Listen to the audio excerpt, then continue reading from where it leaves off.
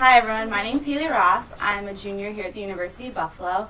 I'm majoring in political science. I'm the president of my sorority, Alpha Gamma Delta, and I'm also the vice president of judiciary for Panhellenic Council, which is all of the social sororities. And some of you might know me from last year. I'm currently your SUNY delegate right now. And I'm also, after the election, I got involved with SUNY Student Assembly, which is the organization that everyone voted for me to represent them on. I applied to be the Director of Equity and Inclusion, and I was appointed by their President, Tremaine Price. I was on the Executive Cabinet, the Executive Committee, and also a Director. And I presented agendas at SUNY Conference last semester, and I'm really involved with the SUNY Student Assembly, so yeah, that's me. That's it. Okay. Hi everyone, my name is Collin Olander. I'm currently a junior. I'm an applied math major here, and I'm in the Honors College as well. I've participated in mathematical contests this past year, so I'm actively involved academically in school. I'm also the president of UB's rugby team this year. I was elected last year to be president, and I've managed our budget of over $17,000. We're also in the process of putting together a sevens tournament here at UB, so we're going to host a rugby tournament in alumni, and we're in the process of putting that together, so I'm organizing that as well. I've been involved in a lot of clubs since I've been here. I've also been a member of Mock Trial, which is how I know some of the people I'm affiliated with. I think I have a lot of experience from the club side. We have plenty of people from SA who work in SA, but from a club's perspective, I've been in the SA office just as much as the people that work there, or almost as much at least.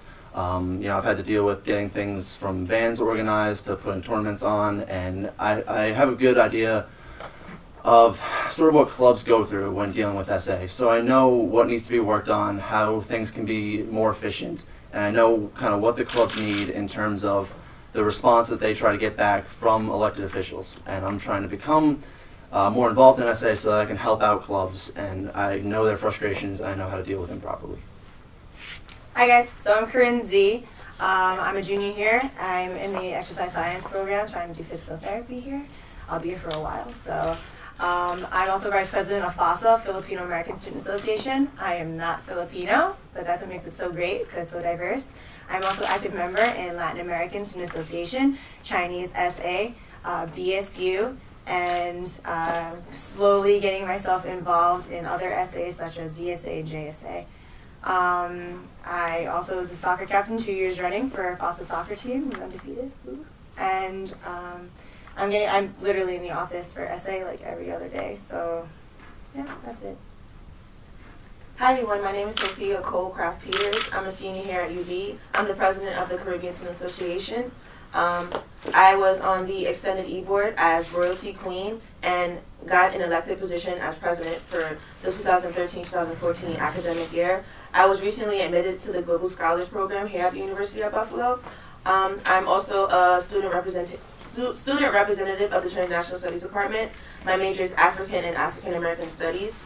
I also represent that major as well. I'm very acclimated with the SA office, i.e. I do a lot of the budgetary forms and requests alongside my treasurer. I work very well with other people. I can communicate very effectively via email, via text, or personally. I'm really good at speaking.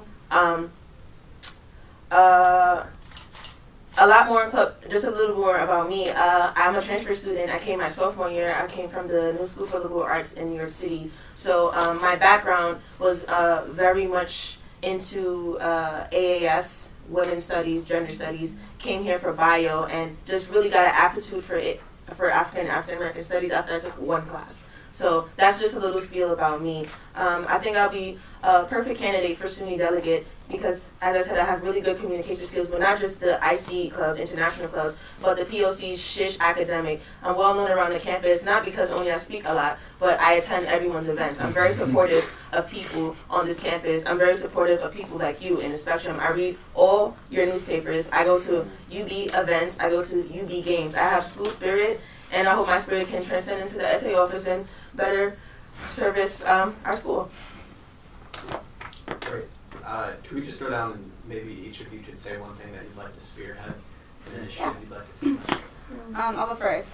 So I talked a lot about SUNY Student Assembly when I was introducing myself, and I feel like as SUNY delegate, that's kind of like your job. Like that's what you're voted in to represent everyone at this conference, and I feel like it kind of almost is like an afterthought in when most people say, you know, like what they want to do or what like they do as SUNY delegate.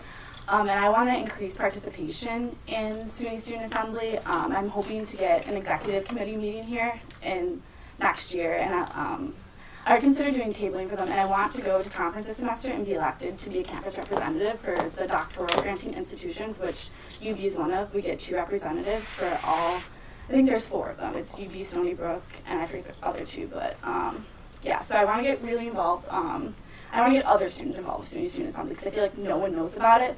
And it's like, the Assembly, their opinion is really respected by the SUNY higher administration and government officials. And I feel like UB, like, we get 5 votes on the Assembly, and we need to be adequately represented and prepared for these conferences. And I feel like we're not, and I want everyone to be, so we know what we're voting on and our opinion gets out there. Okay. What I would like to work on is sort of health and fitness related. One issue I feel, well, I have a lot of things I'd like to work on in that field that I feel are relatively inexpensive and easy to do. One of those would be working on the alumni gym and kind of extending the hours over break and the weekends, because it closes around 6 and 7 during break and weekends, and I feel like that's a little too early for people who have work and other obligations and are here during those times. Also, the equipment in the alumni that you can rent is a little old. I've played racquetball with rackets that are fraying, and I feel like that needs improvement. The basketballs for the triple gym also can be improved. I feel like these are very, kind of quick, relatively cheap things that we can accomplish. Also, the basketball courts near Spalding by the bike path there, I don't know if you guys are aware, but the rims are so rusted that people have cut their hands on them. I think that's something that also needs to be fixed. So that's what I would like to do in terms of facilities. Also, health-wise, I believe it would be beneficial for all students to get calorie counts on menus in Putnam's and other places that don't have them. This would be something that wouldn't even really cost much. It would just be updating the menu so people can make healthier, more informed choices about what they're eating. Also, I would like to increase the accessibility of fruit. I know you can get like an apple or like a cup of grapes for like $3, but there's really nowhere to get fresh fruit. I know the farmer's market comes in the fall before it starts snowing. But for people who want, strawberries or some kind of like healthier fruit options, there's very limited resources. You have to have a car or take the bus to, Tops or something. But I think we can definitely get more fresh produce in, I don't know, the Ellie or somewhere in Putnam's, and that's kind of a health and fitness thing I would like to work on if I'm elected. So I'm basically the cultural person. I am just like, not only am I in all these clubs, but I really embrace the fact that I'm so diverse. I'm Shanghainese. I am Spanish from both Puerto Rico and Spain. Then I have Irish, Scottish, French, West Indian, some from the Caribbean, parts of me are from the Caribbean. And just like the whole fact that I'm yellow, brown, white, black, doesn't, it kind of just like helps me. Also, the fact that I'm so involved with a lot of the clubs already for the past, last semester and this semester, and even the year before that, I really got to have ideas for what I want to do for the student union itself and for the students that go here, such as ISSS has definitely been encouraging to help out with international orientations, and I feel like I stepped in on some international orientations where they have them on the weekends, and it's really hard to integrate yourself into this university that's so diverse, but even though they say that on brochures and stuff like that, but we don't, put our step forward enough for these students that barely, know anything about us or know anything about the culture or know anything about just school in general. So I feel like I would definitely want to help out in that and trying to get more people that are more integrated with their languages, because there's so much of a barrier. So I definitely want to do something with that. I've also already been working on trying to update the murals that have been in the SU, because on the 3rd floor you have all these old murals and all their old clubs on the borders that used to be here, and I want to encourage that whole history of the school, but I also want to update the murals because there's drawings on them, there's mustaches on them, there's things that are inappropriate on them that should definitely be redone. I definitely want to bring what's on the 3rd floor down to the 1st floor. There's nothing on the 1st floor that really says that we're so diverse and that we're the most cultural school for SUNY schools, and I think we definitely need to express that. And I wish there was more, the flag room. The flag room isn't updated. There's only but so many flags up in the flag room because alumni give their flags and then, some of them just leave and then don't give a flag. That's really unfortunate to the cultures that they left behind here at the school. So I know that, there's like a handful, but there's so many more cultures that could be expressed.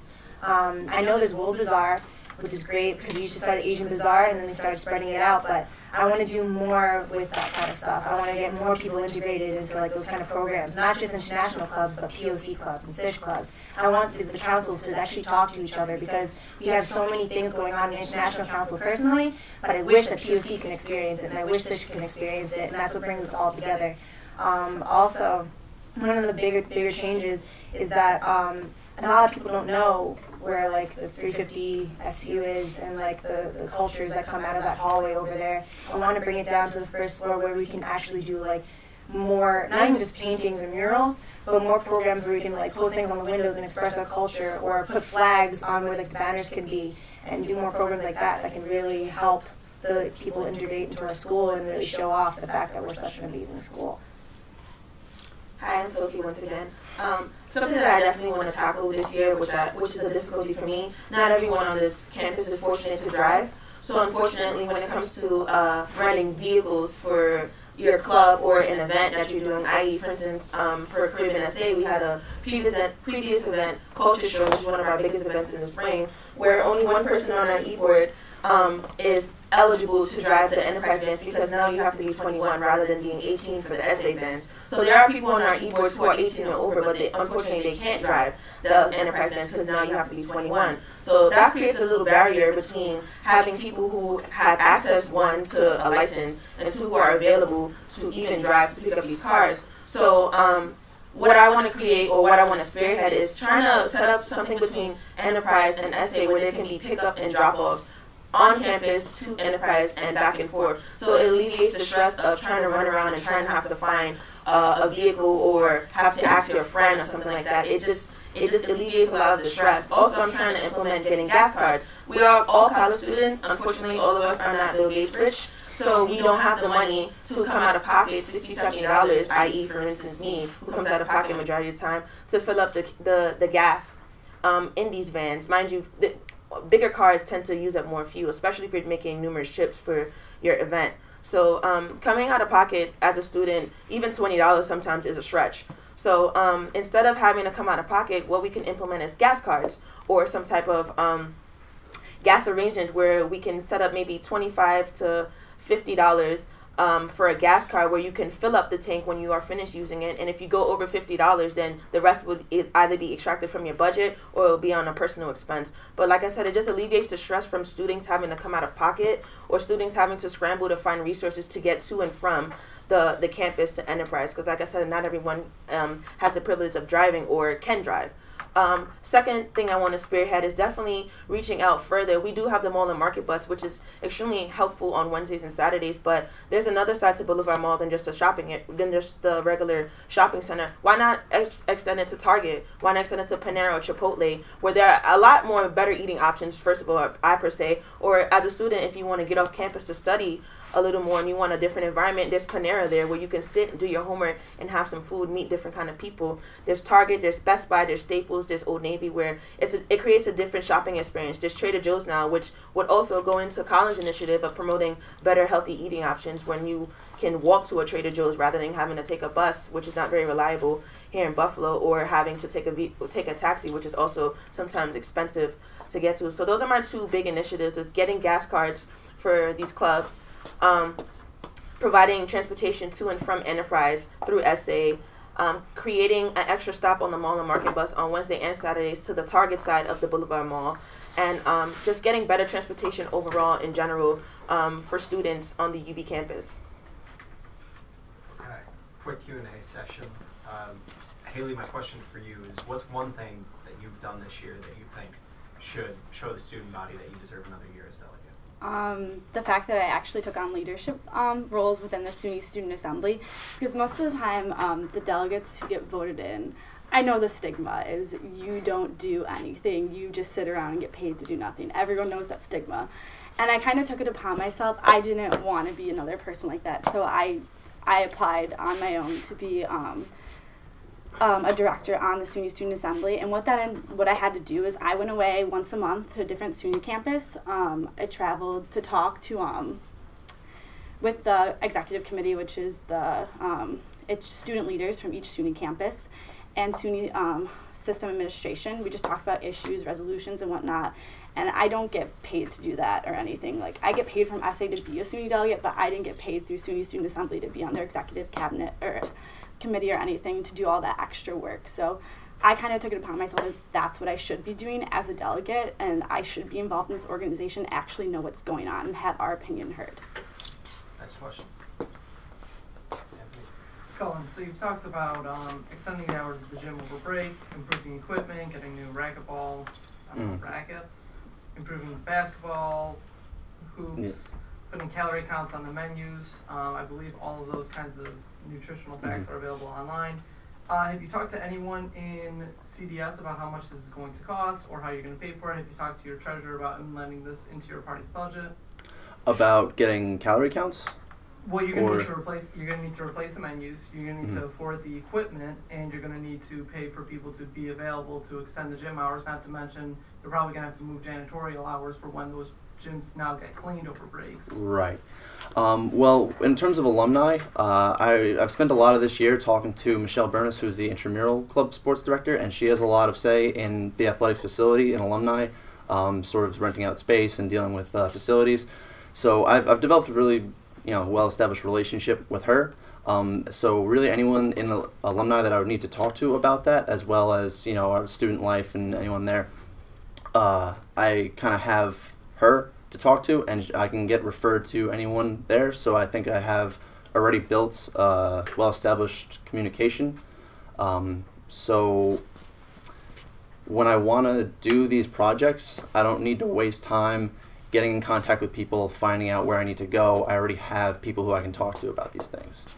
And campus dining and shops, again, I can talk to them, student life, about getting the menus changed. I know you said it's available online, but when you're, in between classes in a rush and you're trying to get something to eat, if the menu's there, it'll be there. And you don't pull out your phone and try to get connected to the internet, and you're not going to look up what you're eating.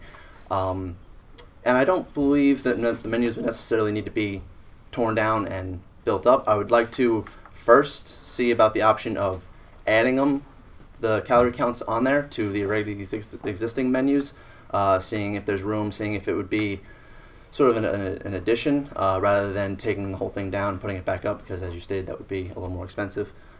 So that's kind of where I was leaning towards it, in terms of not necessarily making it the biggest expensive project, but seeing how cheaply and accessibly we can do this kind of thing. Does that answer your question? Lisa.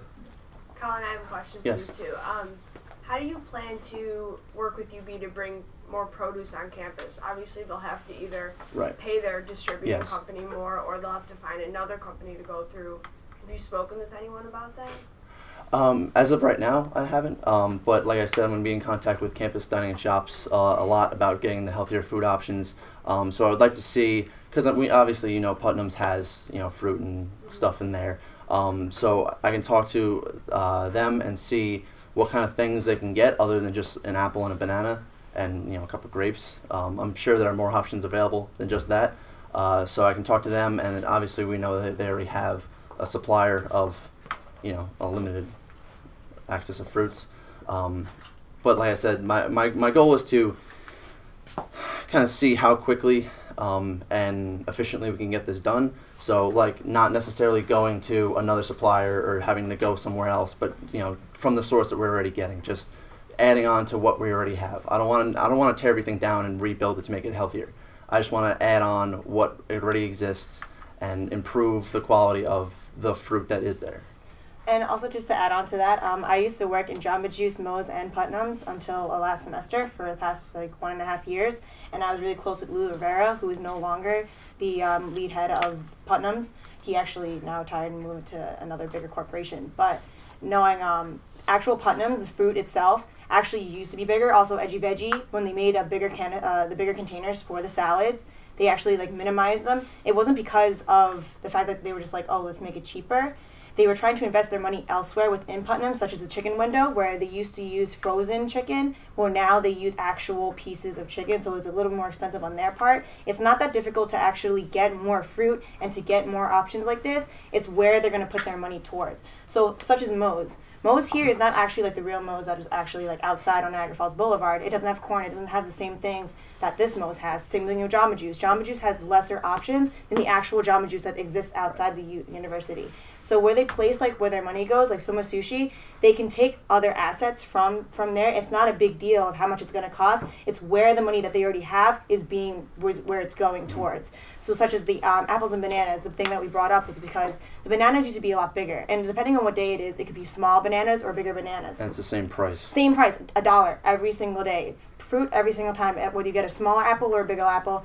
The apples from pistachios could be smaller than the ones in Putnam's, but they're still going to cost the same amount. It's just a matter of day-to-day process where they're not being consistent with their things, and to bring that up and actually say something about it, where like a student could come up and say, "This is really small. Yesterday it was bigger. Why can I pay the same amount that I did yesterday? Can I get 2 apples instead?" And sometimes they will let you say, "Go right ahead," because they understand that they're also messing up. It's not SA's fault. We're just trying to like help the students with that, and that's their problem that we're just trying to address because it's not necessarily a new thing, that it already exists. I just want to kind of build on that and kind of improve what we have. Last question. Emma. With the, I guess we're all going to focus on the health thing right now. Calories are not an indication of like the actual health of food. Yes. So other than calories, do you have any ideas for teaching students what is in those calories, how to actually make healthy choices that aren't just based like, I'll get this sandwich that's 300 calories versus something that might actually be healthier that's 500 calories? Right. That's a good point, and like he mentioned, that information is online. I think that I would like to get that message out because like that's very important. It's something I really believe in, but that's not necessarily realistic to put on a menu to say. Right. Yes. Well, yeah. I would like. Yeah. That information definitely needs to be out there. And I think that's something that can easily be added to the website with very minimal cost to put on. So, for instance, you go in and you see the calories. Say you have some salad that's 500 calories, and then some burger that's 200 calories, right? If students see that on the calorie counts on the menu, they say, "Why is this salad more calories? I thought salads were healthier." Blah blah blah. If they go online and look it up, then they can see there what kind of the breakdown is of the nutrients that they're getting. I think not having the calorie count in the first place sort of dilutes interest. Like you're not going to walk in, people are in a rush all the time and they don't necessarily stop and think, but even just having some numbers up there, it gets their interests enough to invest their kind of thought and time into what they're eating. I think that would improve just health overall in the food services that we have here. I think just to touch on Collin really quick, and just to wrap everything up, pretty much what Collin was saying, and back to your question and your question. Everything is being digitized. I can't even get it out. Everything is being digitized right now, specifically in Putnam's. As you see, Stackers has iPads where you order your food. Everything is electronicized on the screens. So a way of just, rather than passing out brochures or telling people like there's a website, people pay attention to things that are on the screen that are moving on a consistent basis. Stuff like having the calorie counts next to it and possibly providing links where you can just automatically, people are already on their phones, online, texting, on Facebook, on Instagram, whatever. Those links could be popped up, and now that they're creating a more web-friendly UB app for your phones, it will be a lot more accessible as you stand in Putnam's, which has horrible service, or in the student union where the service is really bad, and connect, and you can actually look up while you're waiting maybe, or just look up sitting in the student union what these calories are, what's in the food per se. Yeah, also that technology has been kind of making its way into UB. I know in Putnam's they have it there, but also in Burt's, the area on the left side there that makes the sandwiches, they also went from the pen and paper order to now they have the menus there, and that could be something where we include on there. When you select burger or something, it has it, the picture or something, and you can place an order and then a little description of kind of what's in it. That would be something that would be easily doable. It wouldn't be that expensive to do, and people right then and there can make informed decisions. Okay, thank you guys. Thank you. Thank you.